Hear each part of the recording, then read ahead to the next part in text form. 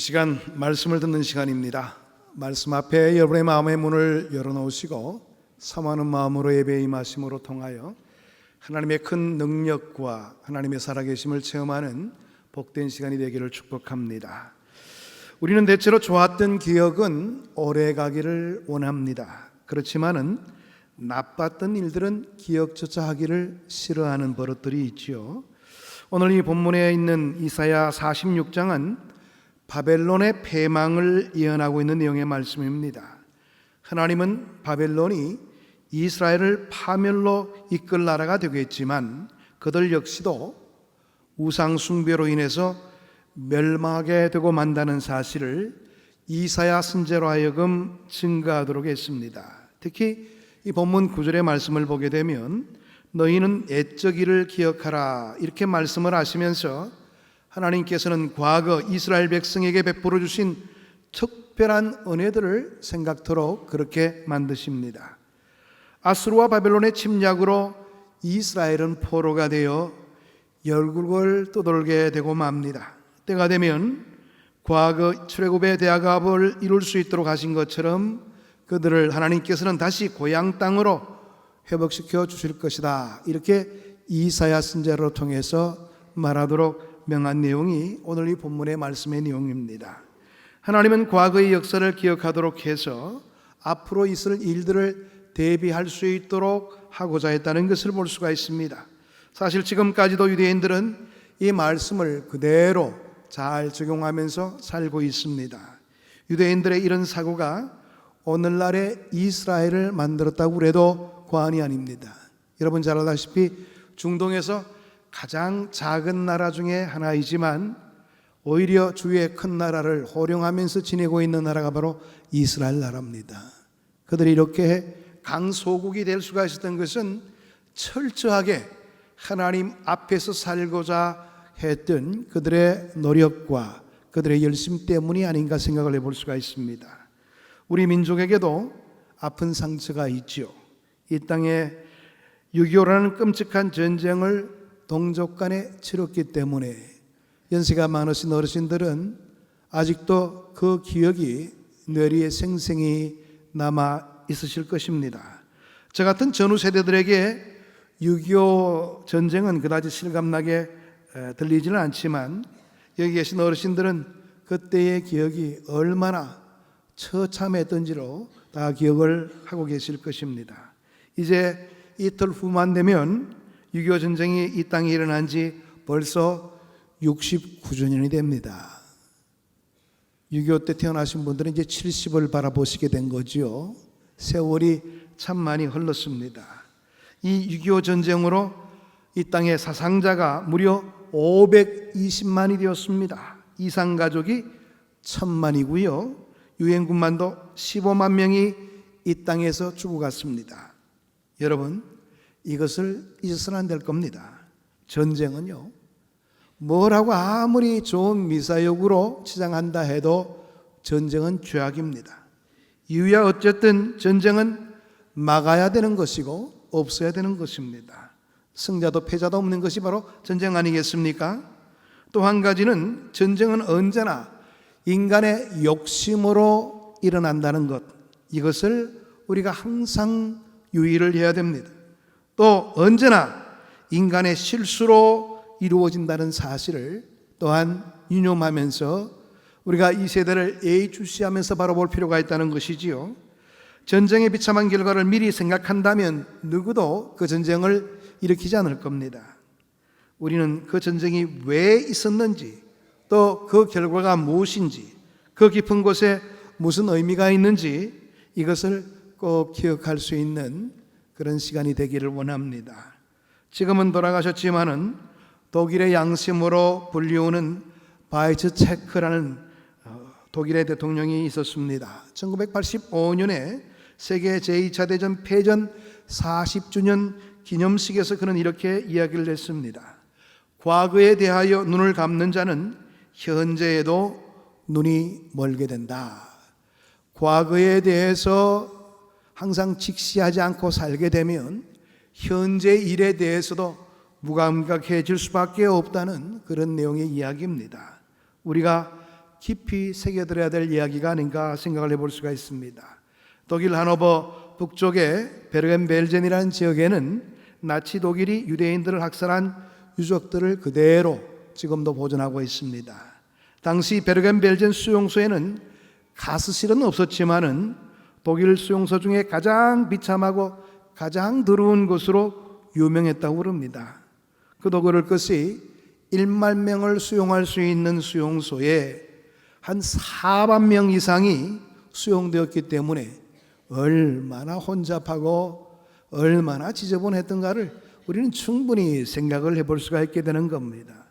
거기에는 집채만한 큰 무덤들이 지금도 있는데요, 유대인 4,000명에서 5,000명이 집단으로 매장된 곳이 많이 남아 있습니다. 거기 게시판에는 지난날 역사를 망각하는 백성은 또다시 그 비극을 되풀이할 수밖에 없다, 이런 문구가 쓰여져 있습니다. 여러분, 과거에 매이게 되면 미래는 없습니다. 그러나 과거를 잊게 된다면 같은 일을 반복할 수밖에 없다는 사실, 이 사실을 참으로 유의하면서 우리가 이 시대를 냉철하게 바라볼 필요가 있다는 것을 생각해 볼 수가 있습니다. 저는 15년 전에 선교일 때문에 베트남을 방문한 적이 있습니다. 그 후에도 몇 차례 베트남을 방문했는데요, 그럴 때마다 베트남은 굉장히 빠른 속도로 변해가고 있는 것을 확인해 볼 수가 있었습니다. 그 치열했던 전쟁의 고통과 아픔을 간직한 베트남이 달라지고 있다는 것을 제가 갈 때마다 느낄 수가 있었습니다. 베트남 사람들은 전쟁을 통해서 얼마나 많은 희생을 당했습니까? 그 전쟁도 얼마나 지리하게 길게 되었습니까? 전쟁이 끝날 당시 호치민 씨는 남녀의 성비가 1대7이라고 그럽니다. 남자 1명에 여자 7이라고 그럽니다. 남자가 거의 다 죽어가다시피 했습니다. 이렇게까지 어려운 일을 겪었는데도 과거에 매이지 않았기에 오늘의 베트남을 건설할 수가 있게 된 것이지요. 아마 여러분들 가운데서 최근에 베트남을 가본 적이 있는 분들이 계실 거예요. 얼마나 많이 변했습니까? 짧은 시간 내에 이 전쟁이 치열했던 나라가 이 나라였던가, 이렇게 생각이 될 정도로 굉장히 많은 변화를 이루게 된 것이지요. 여러분, 이렇게까지 어려운 일을 경험했는데도 과거에 매이지 않았기 때문에 베트남은 이렇게 새롭게 시작할 수가 있게 된 겁니다. 뼈아픈 과거가 있다면 그걸 잊어서는 안 되는 것이지요. 그러나 과거에 매이게 된다면 미래가 없는 겁니다. 그래서 베트남은 종래의 원수였던 미국 사람들과도 굉장히 친하게 지내고, 우리나라 사람들도 거기서 싸우게 되었는데도 한국하고도 친하고 이러면서 미래를 향해서 열심히 달려가고 있는 그런 베트남의 현실들을 바라볼 수가 있게 되었지요. 지금 어떻게 보면 동남아 가운데서 베트남이 가장 미래가 밝은 나라가 아닌가, 이렇게 세계의 많은 나라 사람들이 베트남을 예의주시하고 있습니다. 어지간히 참 부럽게 여겨지는 그런 현실이기도 하죠. 우리나라는요, 짧은 시간 내에 굉장히 많이 우리나라도 부흥했지만은, 그래서 이 정부 들어와서 자꾸 과거에 얽매이는 같은 느낌을 받게 되어서 참 유감입니다. 적폐청산이라고 그래서 70년 전에 80년 전에 이야기를 드러내고 그걸 밝히려고 그러고 막 이렇게 해가지고 사람들을 자꾸 과거로 회귀시켜 나가려는 그런 의식들이 무엇 때문에 그런지 모르겠어요. 여러분, 과거를 잊어서는 안 됩니다. 그러나 그 과거에 얽매이게 되면 우리나라의 장래의 길은 없게 되는 겁니다. 과거에 집착하게 되면 더 이상 앞으로 나아갈 수 있는 길은 차단될 수밖에 없는 것이지요. 여러분, 우리가 과거의 일들을 알고 있다면 그 과거의 일들이 다시 한 번 더 반복되지 않도록 우리는 철저하게 장래를 바라보면서 그 나약했던 부분들, 우리가 미숙했던 부분들을 하나씩 하나씩 해결해 나가면서 나가는 그런 우리의 태도가 필요한 것입니다. 오늘 우리나라는 벌써 5차례나 남북 정상회담을 했죠. 그러나 남북의 현실은 아직도 멀기만 합니다. 언제나 통일이 될지요. 정상회담이 있을 때마다 뭔가 달라지겠지, 그런 우리의 기대치가 있지만은, 그러나 결과는 항상 역시나였습니다. 이건 왜 그럴까요? 현실적으로 문제에 접근하는 것이 아니라 항상 꿈과 같은 비현실적인 생각을 가지고 접근하다 보니까 결과는 뻔해질 수밖에 없는 겁니다. 그리고 낫내기 위해서, 자기의 특별함을 드러내기 위해서 그런 일들을 기획한다면 무슨 의미가 있겠습니까? 요즘 들어서 이 정부가 북한의 눈치만 보는 것 같아서 너무나도 참 유감스럽습니다. 무엇을 위한 통일인지 정말 걱정이 될 때가 참 많이 있는 것이지요. 요 며칠 전에는 북한에서도 목선이 내려와서 삼척항에 당도할 때까지 우리 해군은 전혀 몰랐다는 거, 이게 또 문제가 되어가지고 지금 야단입니다. 얼마 전에는요, 제가 지난번 한번 금요 기도회 때도 한번 이야기한 적이 있는데, 훈련을 너무 시킨다고 군 사령관을 고발을 했어요. 국민청원에다가. 그런 군단장 필요 없다고요. 이런 나라가 되고 말았습니다. 이런 식으로 나가다가 이 나라의 안위가 어떻게 될지 참으로 걱정이 됩니다. 물론 정부도 문제가 될 수가 있는 부분이지만 우리의 의식도요, 너무나도 안보에 대한 의식들이 없습니다. 나만 좋으면 된다는 의식들을 가지고 있기 때문에 이 나라의 현실들이 더욱더 좀 암담해져 가고 있는 것 아닌가 생각해 볼 수가 있습니다. 우리는 6.25 전쟁을 통해서 무엇을 알게 되었습니까? 첫 번째로 사람의 생각이 얼마나 사악한 것인가를 알 수가 있게 되었습니다. 교회의 원로급에 해당되는 한 목사님의 말씀이 기억이 납니다. 우리는 이 6.25 전쟁을 통하여 중요한 것을 배우게 되었습니다. 전에 듣도 보지도 못했던 이념이라는 말을 알게 되었습니다. 그런데 이 이념이 얼마나 무서운지요. 이념이 사람을 이렇게 바꾸는 줄 몰랐습니다. 세상이 이렇게 달라질 줄 몰랐습니다. 우리는 민족이요, 통일이요, 그러면 되는 줄 알았지, 이념이라고 하는 것이 이렇게 무서운 줄 몰랐다고, 그렇게 고백하는 교계의 원로 목사님의 말씀이 지금도 제 기억에 생생합니다. 우리가 존경하고 있는 김구 선생도 처음에는 민족이면 다 되겠지, 이념이 무슨 소용이 있느냐, 이런 생각을 가지고 북한으로 갔죠. 올라가서 그가 김일성을 만나보고 나서 깜짝 놀라게 되었다고 합니다. 김구 선생의 눈에 보인 북한의 현실은 민족 위에 이념이 있었기 때문에 그런 것이죠. 그래서 김구 선생도 이 통일이 요원한 것 아닌가, 통일이 눈앞에 올 줄 알았는데, 그렇습니다. 공산주의자의 논리에 따른다면 결과가 방법을 정당화시킨다고 그들은 보고 있는 것이지요. 이상적인 사회, 평등한 사회를 이루기 위해서라면 수단과 방법은 문제가 되지 않는다는 것이 그들의 논리입니다. 그것을 그들은 실제적으로 6.25 전쟁으로 실현시켰지요.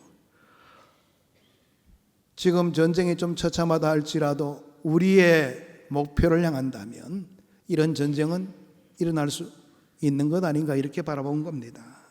그래서 엄청난 희생을 치르게 된 것이 6.25 전쟁 아니겠습니까? 그들의 행동이 얼마나 무자비했습니까? 어제의 친구가 오늘은 전혀 딴 사람으로 나타나는 그러한 삶의 모습들을 우리의 눈으로 직접 목도했습니다. 이것이 이념입니다. 이념이 얼마나 무서운지를 이 6.25 전쟁을 통해서 우리는 알게 된 것이지요. 두 번째로 전쟁이 해결책이 될 수 없다는 것을 알게 되었습니다. 아까도 말씀드렸다시피 전쟁은 승자도 패자도 없는 겁니다. 그 결과로 사람이 얼마나 사악한지를 우리는 비로소 알게 된 것이지요. 생각이 얼마나 잘못될 수 있는지도 우리는 알게 되었습니다. 또 인간성이 철저히 파괴되는 현실도 우리의 눈으로 직접 보았습니다. 전쟁은 절대로 문제의 해결이 아니라는 것을 우리는 알게 된 것이지요. 온 국토가 초토화되어 버렸고 수많은 사람의 희생이 있었습니다. 또한 어렵게 살아남은 사람들도 마음의 평생의 한을 간직하고 살게 되었던 것이죠. 이것이 전쟁입니다. 사실 우리가 독일처럼 쉽게 통일을 이루지 못하고 있는 이유도 바로 민족 간에 이런 전쟁이 있었기 때문이라고 볼 수가 있는 것이죠. 동독과 서독은 같은 민족 간의 전쟁은 하지 않았습니다. 그래서 감정이 남아있지 않다 보니까 빨리 합해져서 통일을 이루게 되었죠. 그런데 아직 우리의 민족 간에는 여러 가지 감정들이 많이 남아있는 것이죠. 왜냐? 전쟁을 치렀기 때문에 그런 겁니다.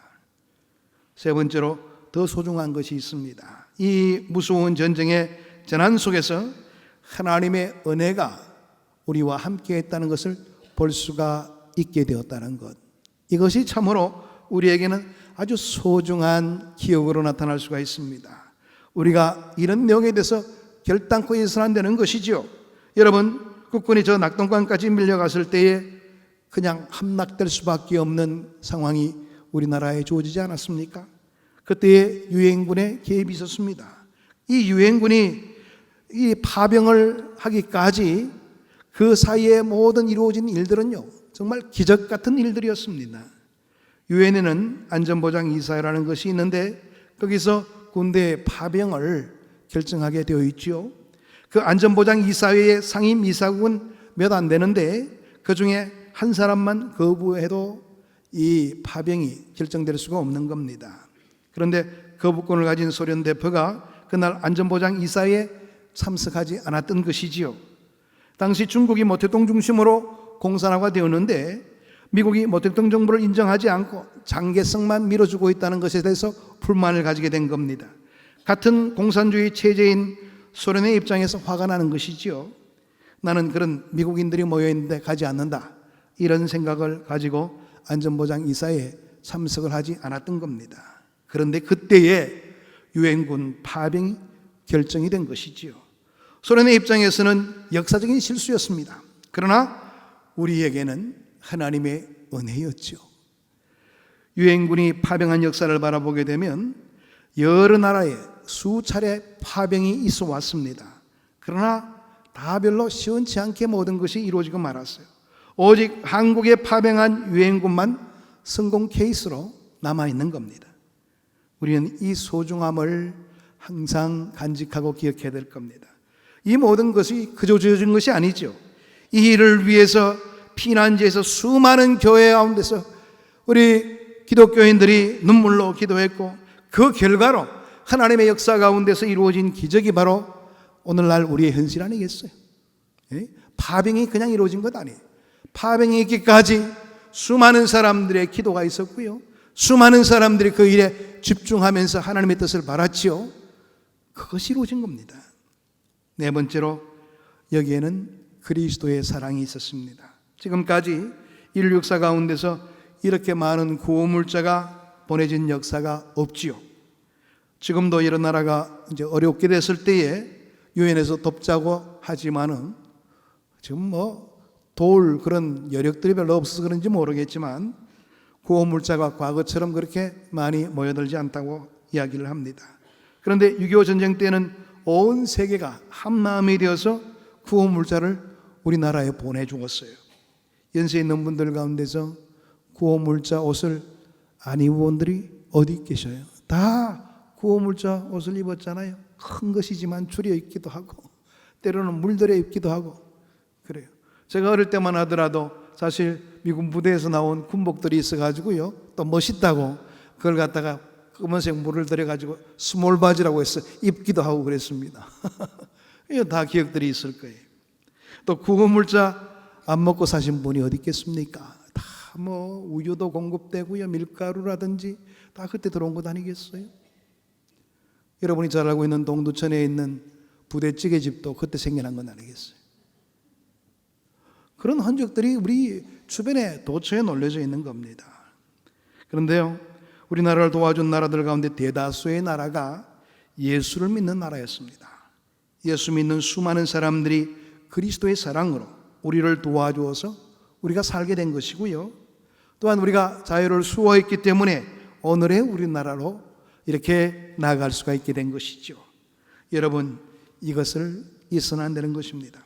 같은 원인인 한 같은 결과가 오는 것이라는 사실을 우리가 조금 더 유의 깊게 바라볼 필요가 있다는 겁니다.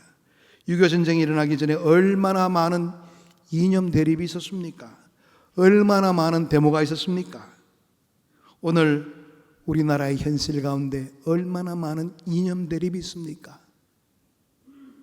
어떻게 보면 우리가 70년 전의 그 상황과 오늘날 우리의 상황과 너무나도 비슷해 있는 현실들을 바라보면서 그러세요. 앞으로 어떤 어려움들이 우리에게 올 줄 모릅니다. 우리가 과거를 잊게 된다면 과거에 있었던 일들이 다시 한 번 더 우리에게 도래할 수도 있다는 점을 다시 한번 돌아볼 수 있는 기회를 가져야 될 것입니다. 그렇습니다. 이 나라에서는 다시 전쟁이 일어나지 않도록 우리 믿는 자들이 먼저 깨어있는 기도의 모습이 필요합니다. 그래도 과거에는 삼각산에 거나 그럴 때 보면 많은 분들이 나라의 안위를 위해서 기도하셨어요. 그런데 요즘 삼각산에 가더라도 기도한 분은 안 계십니다. 등산객들만 꽉 차 있죠. 기도한 것을 잊어버린 세대가 오늘날이 되고 말았습니다. 교회마다 그도 밤을 지새워가면서 기도하는 많은 분들이 계셨는데 요즘은 교회 안에서도 기도하시는 분들이 거의 없으십니다. 현실에 대해서 너무나 무감각해 여기고 있고 현실의 위중함에 대한 부분들에 대해서 우리가 예민하게 대응하지 못하는 우리의 모습이 있는 것 아닌가를 좀 더 심도 깊게 살펴볼 필요가 있는 것이지요. 여러분, 이 땅의 통일도 자유, 평화, 통일이 이루어질 수 있도록 그 일들을 위해서 뜨거운 마음으로 기도하시길 바랍니다. 우리가 먼저 이 일들을 위해서 기도하지 않는다면 누가 기도하겠어요? 우리가 이 땅을 어떻게 지킨 땅입니까? 오직 자유와 진리, 그 속에서 하나님의 뜻을 이루어 가야 될 귀한 사명이 우리에게 있다는 것을 잊지 말아야 될 것입니다. 선한 목적에는 선한 방법이 반드시 있어야 됩니다. 목적을 위해서 우리의 과정을 무시하거나 어떤 일이 벌어져도 좋다, 이건 말도 안 되는 이야기입니다. 그러므로 이 선한 과정을 위해서라도 우리가 항상 깨어서 하나님의 말씀대로 살고자 하는 그런 우리의 성숙한 모습들이 우리의 삶의 현장에서 이루어져야 되는 것이죠. 또 형제가 어느 날 사막을 여행하게 되었는데 물이 없어서 죽을 고생을 하게 됩니다. 너무 어렵게 겨우 물이 있는 장소를 가게 되었는데요, 너무너무 감사해서 우리가 죽을 뻔하고 했다가 살았다. 그래서 뭔가 의미 있는 일을 하자. 그래서 형제의 마음이 합해졌습니다. 그런데 형님은 자기 이름을 기록해서 우리가 이곳에서 물을 찾게 되었느라고 그렇게 기념비를 세웠습니다. 동생은 우리가 굉장히 많이 고생한 장소니까 이 우물을 잘 파서 다른 사람이 오더라도 와서 마시고 살아갈 수 있도록 해야 되겠다고 우물을 잘 정돈해 두었습니다. 그런데 몇 년 후에 가보게 되니까 기념비는 모래에 쌓여 흔적도 없이 사라지고 말았습니다. 그러나 동생이 파놓은 그 우물은 오아시스가 되었어요. 사막을 여행하는 모든 사람들이 마시고 소생함을 얻는 아주 귀중한 장소가 되었다고 합니다. 여러분, 우리는 69년 전의 이 일들을 기억해야 됩니다. 그러나 의미 없이 어떤 기념비만을 세우고자 하는 그런 의식들은 가져서는 안 될 겁니다. 요즘 참 답답한 것은요, 뭔가 이 남북관계를 해결하려고 그래도 뭔가 자기가 하려고 그럽니다. 자기가 기념비를 세우겠다는 거예요. 정말 우리의 미래를 바라보면서 우리의 후손들을 위해서 무언가를 해야 되겠다는 의식들은 없습니다. 소중한 경험을 통해서 자손들에게 뭔가 물려주고 무엇이 진리이고 무엇이 길이고 무엇이 생명이고 무엇이 자유인가를, 그 자유의 소중한 가치를 알려줄 수 있는 그런 태도가 필요한 것인데요, 참 정치인들이 그러한 모습들을 갖지를 못해서 안타깝습니다. 오늘 우리 하나님의 말씀은 우리에게 이와 같이 요구하십니다. 이 일을 기억하고 장부가 되라. 이 일을 마음에 두라. 너희는 애적이를 기억하라. 우리 민족을 통해서 역사하셨던 하나님의 귀한 은혜를 잊어서는 안 됩니다. 그리고 그 하나님의 은혜를 아는 사람이라면 우리 또한 우리의 후배를 위해서 어떤 나라를 물려줄 것인가에 대해서 고민하며 그 일에 마음과 뜻을 다하며 기도로 준비해야 될 겁니다. 이번 주간 한 주간 6.25 금식주간으로 지키게 됩니다. 과거를 돌아보면서 우리 현실 속에서 필요한 것이 무언가를 다시 한 번 더 점검할 수 있는 기회가 되기를 원합니다.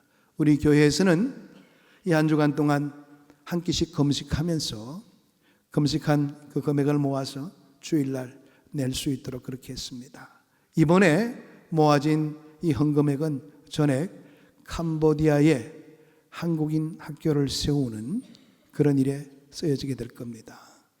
굉장히 소중한 일이죠. 지난번에도 한번 우리가 지난해에도 우리가 헌금을 내게 됐는데 그때는 이제 이 토지를 구하는 일에 쓰여지게 됐습니다. 이제 이번에 모아져서 보내는 헌금은 그곳에 건물을 세우는 일에 또 쓰이게 될 겁니다. 우리도 6.25 때 얼마나 많은 도움을 받았습니까? 그렇다면 우리 또한 그 사랑을 나누어줘야 될 책임이 있는 것이지요. 뭔가 미래에 대한 꿈을 키우고 또 선교사님들이 그 일들을 준행하고 있는데 그 선교의 일에 큰 역할을 감당이 되어서 캄보디아도 더욱더 복음 전파의 역사가 활발히 이루어져 나갈 수 있도록 애쓰고 노력하는 그런 결실이 있어야 되겠죠. 여러분, 이 6.25 69주년 그냥 의미 없는 그냥 하나의 요식행위로 끝나지 마시고요. 다시 한 번 더 심도 깊게 우리의 마음에 새로운 자세를 가지시고 우리의 마음을 다지시고 미래를 향해서 그 기억을 가지고 새롭게 장을 열어가는 그런 뜨거운 열심이 우리의 삶 가운데 이루어지게 되기를 축원합니다.